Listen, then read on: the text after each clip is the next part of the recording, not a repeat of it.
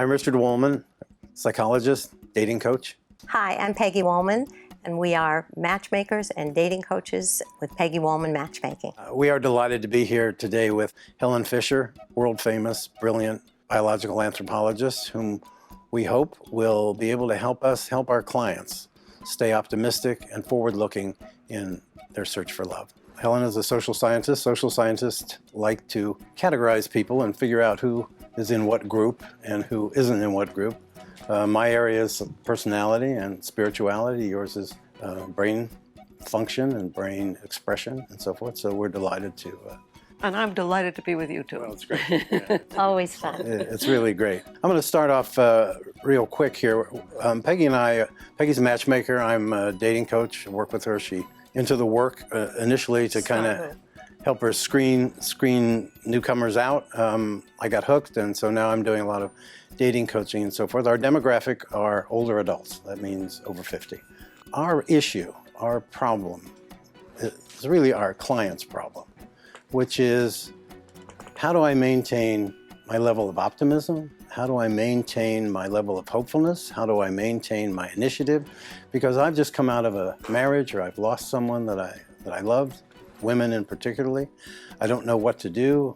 I've been online, I write people, they don't write me back. I'm getting discouraged, I'm getting frustrated. And Peggy and I were talking about this, and we know that one of the main really strains of your philosophy, outlook, personality is optimism. Yeah. So we would love it if you would share some of your perspectives on how to help us help them. Well, first of all, I think that maybe people should know that, I've said to you before that I think we've evolved these three distinctly different brain systems for mating and reproduction: sex drive, feelings of intense romantic love, and feelings of deep attachment. Those brain systems are alive. They're like a sleeping cat. They can be awakened at any age. You can fall in love when you're 2.5, and you can fall in love when you're 92.5. The brain is ready to fall in love. And so what you've got to do is you've got to get out there. There's no real secret here. You've got to make yourself available. There's plenty of men who are over 50 who are looking for love. As you both know, I think men are more romantic than women are. Because?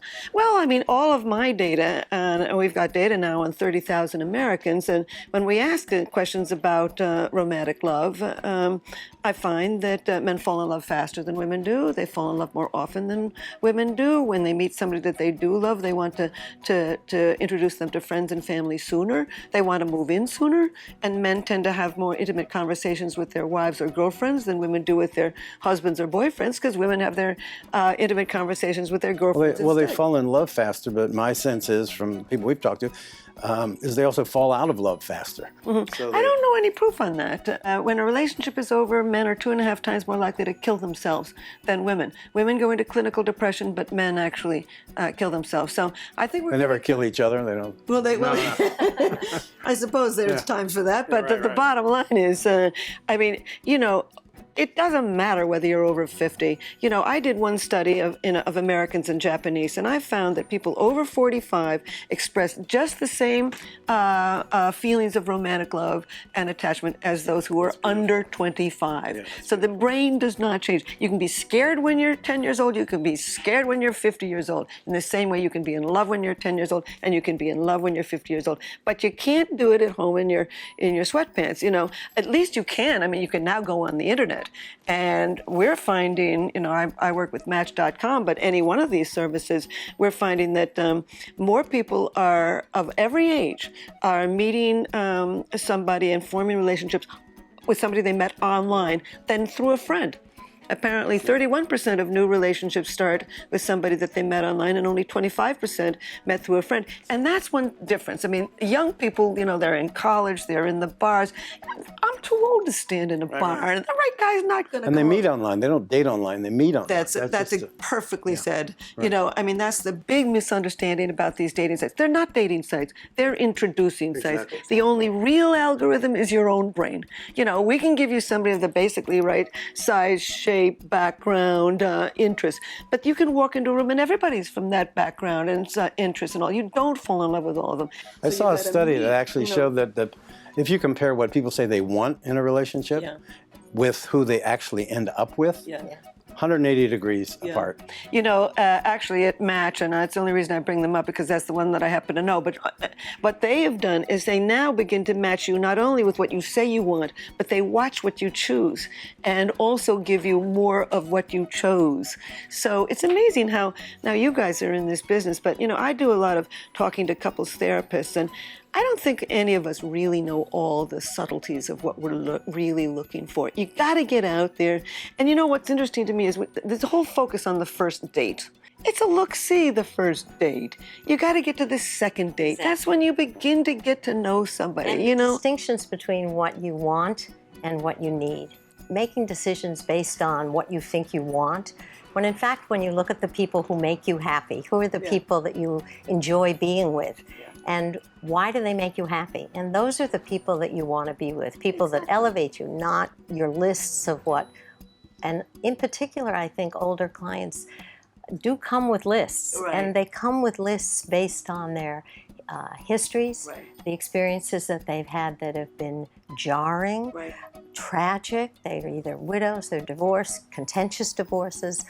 So when they come to us, they say, this is what I want and this is what I don't want. But when you start to think about, well, what do you need and who are these people? And they'll say, I don't want to go out with someone who's bald. And then they find out that the person has a hilarious sense of humor. Humor They're is so wonderful. kind. They Oh love my to play gosh. golf or whatever the way And you I can't believe I said that. And I can't believe I was so narrow-minded as to say that here are the things I don't want or want in a relationship. So I think wants and needs are really an important distinction. Oh, Peggy, that's so If somebody's been in a relationship, 25 years of marriage, get a divorce, 25 years of marriage, somebody dies, sadly, and all of a sudden they are ready, quote unquote, to go back out there. And the fear, the anxiety, the uncertainty. And so many people, they'll jump online and then get frustrated, it won't work, and don't want that. Or they get hurt because you can't trust anybody online. Which is completely not true. Right. I mean, somehow people think that walking into a bar is running into somebody you're going to trust. Exactly. And, you know, but one thing that you were talking about this, you know, the brain is built for what we call negativity bias. And so people are going to remember everything that's not good and not focus on, you know, what really is working. And one of the problems that these people have when they go into their first date, right, is you know so little about this person that you overweight those few things that you do know about them. And suddenly I've seen people say, well, he picked up his fork wrong. I could never have that happen around my children. You know, I mean, all the data show that the more you get to know somebody, the more you like them and the more you think that they are like you. You gotta give people a chance. And doing things instead of, I think also those first dates that are just about dinner, where it's so awkward. There's, somehow or other we have these preconceived ideas about what a first date and dinner should be like. And in fact, if you can get out and do something, take a walk, go to the museum, be in a different situation than something as forced as dinner, where in between every moment you're all you're really doing is thinking about the next moment. And helping people to stay in the moment. Oh, well, now what should I ask him next? Or I don't think I really liked the way I answered that question. Yeah, but look how primed you are on a first date. Yeah. Primed, anxious, and when you're on high alert like that, then every little detail, like how somebody holds his fork or her fork, gets magnified. Yeah. And I think one of the things that we struggle with is how to help people calm themselves and not be so anxious, and just the way that you're talking about. Go out there, have an experience. As Peggy has told many of our clients, you're going out to have a good time. Yeah. You know, who knows where it's going to go? You know, I do this national study called Singles in America, and we don't poll the Match.com population. We poll the American population. So it's a representative sample based on the U.S. Census. And this past year, I asked the question for the first time, do you expect chemistry, romantic love on the first date? Over 50% of people said no. And then I asked, how about on the second date? And I don't know what percentage, but it was quite a 40% or something said no. So, we've been lied to by our love songs. The bottom line is, it doesn't have to happen immediately. It can happen, as I said, it's like a sleeping cat. It can slow love. I mean, some enchanted evening is a lie? Well, for some of us, yeah. Don't say that. Yeah. More of the truth is the song you have to pick yourself up, take a deep breath, dust yourself off, and start all over again. And, you know, and then I do think that if you're over 50, but really any age, we have cognitive overload. You know, we seem to think, oh, well, they'll be be a little bit better. It'll pick up their fork that way and also be dressed nicely and be amusing, etc. And so I always say after, I don't know, meeting 9 people who are within the realm of possibility, pick one and get to know that person better, because you will begin to discover their sense of humor. Sense of humor doesn't always come out immediately. Right. Interests don't come out anxiety. Immediately. Right. And so you've got to get an interesting piece with us before about complimenting each other, or remembering a part of an experience that was a favorite part of an experience, and a great first date, going to a museum, picking out a favorite painting, and then sitting down together and talking about why. Exactly. What is it about that painting that you like? Yeah. And you mentioned, you know, after being with somebody, sharing with each other, well, what was your favorite part of our experience together? Building a relationship rather than just building on experiences. And I think one of the things that we love about you and about your work is that you've experienced this not only through your research professionally, but personally. So here you are, this beautiful, vibrant, optimistic, hopeful older adult, exactly the clients that we work with all the time.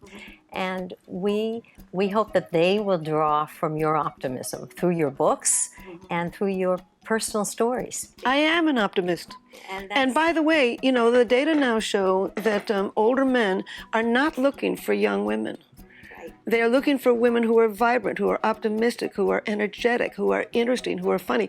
And even looks begins to fall away. That's what they need in their lives. You know, and they don't want a 25-year-old who wants to have children and start a whole second family. They'd like a woman who's around their age, but who has the energy and vitality. So the men are out there.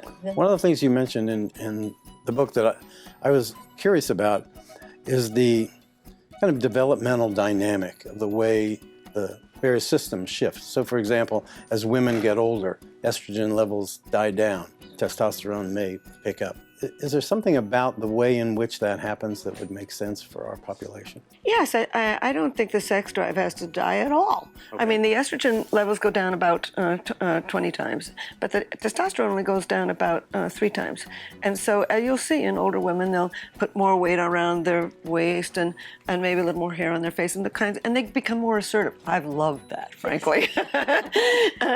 I'm not sure the guys do, that's the thing. I don't know. I think men become much more compassionate. Right. And I think it's more vulnerable. Yeah. And I think for both men and women, being older adults, being able to understand and to be able to share their vulnerability with each other is really, I think, the beginnings of when they start to have a relationship with each other. And you know, this whole thing about commitment, and everybody's so scared of commitment and all this kind of stuff. She's going to move in with her U-Haul if I just tell her I love her and all that stuff. You know, and I always say I'm single, and I go out with people, and I'm just starting this perhaps thing with somebody, and I say one day at a time. You don't know the future. Let's have a good time tonight. And then just what you said about, and that takes the pressure off of all of this. You know, it doesn't have to be this monumental It's not about decision. the outcome. It's about the process. Exactly. You're just thinking about what it is that you're enjoying, how you're enjoying it, what you're sharing together, and also being able to verbalize that. It's not just the thinking. I think we all have voices in our heads all the time, and they're telling us what's working and what's not working. And I think as you can bring those voices to the forefront and share them and say, you know what I really enjoyed about being with you tonight? Or sometimes if something doesn't go well, we've often said to someone, you know, maybe you could the next time you're together, because you're obviously going out together again, maybe you could say that, you know, last time you mentioned something and, you know, it just didn't quite sit right. It didn't resonate. And I wanted to mention it again, and just to share with you that that's how I felt. And you don't have to ask a question. It doesn't have to be a judgment. It doesn't have to be an attack, but you're sharing something.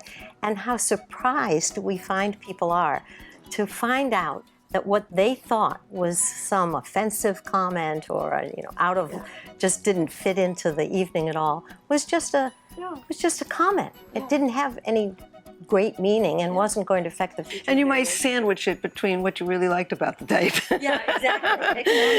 So that Compliments. And I want to go back to that's very important. I want to go back to one thing about going to a museum or doing something together as opposed to this face-on-face and stuff. Moving. Yeah, and that's going to be much more comfortable for men because men get intimacy from doing something together, whereas women are much more comfortable with the face-to-face talk. But that can be very much of a burden for men. But one of the things I want to suggest is you don't have to have dinner, but you should share some kind of food. And even if you're on the way to the museum, stop and share a hot dog in the park, or share a cookie, or have a drink. Well, there was research about being in motion actually helps to build relationships. Do one stop somewhere else. Even after dinner, go for a drink to another place. Absolutely. Novelty. Don't stay grounded. It drives up the dopamine system in the brain and can make you feel more, excited about the relationship, more receptive to it. And I think one of the other things that people learn as they get into relationship, especially as men are getting more compassionate, as you say, which I think is probably true, is that they learn how to negotiate with each other.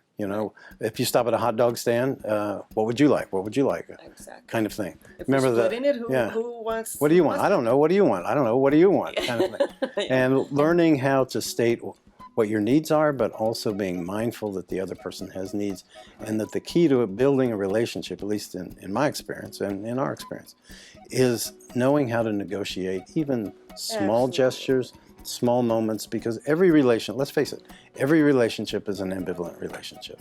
Every one. Sigmund Freud said it. I didn't invent that, but I believe it's true. Yeah. And every relationship has pluses, it has minuses, it has positives, it has negatives. And when people get a divorce, it's because they couldn't handle the ambivalence, they couldn't tolerate the anger, the hatred, and so forth. But in good relationships and in building a new relationship, it's critical that people understand that this is not going to be an all or nothing deal. I'm going to have to get in there and negotiate, like Peggy said, for what I want, for what I like, for what I didn't like, and that's okay. I loved the phrase in your book about slow love, because I think it's so important for older adults to not think that this is something that's going to happen the same way it happened when they were in their 20s, that it's going to take some time. But in understanding that they also have to maintain a certain kind of optimism, which is a very delicate balance, because you only have the experience that you have. And the experience that you had when you were younger was, oh my gosh, right away you knew, and that was it. You fell in love, and whether it worked or it didn't, that process is the only experience that's in your mind. So where we draw from that optimism for older adults to help them to be hopeful, not to give up that hope. And I think that you are such an inspiration for them personally and professionally. Thank you. All I can say is he is out there. She is out there, but you got to put yourself out there so he can find you. Beautiful.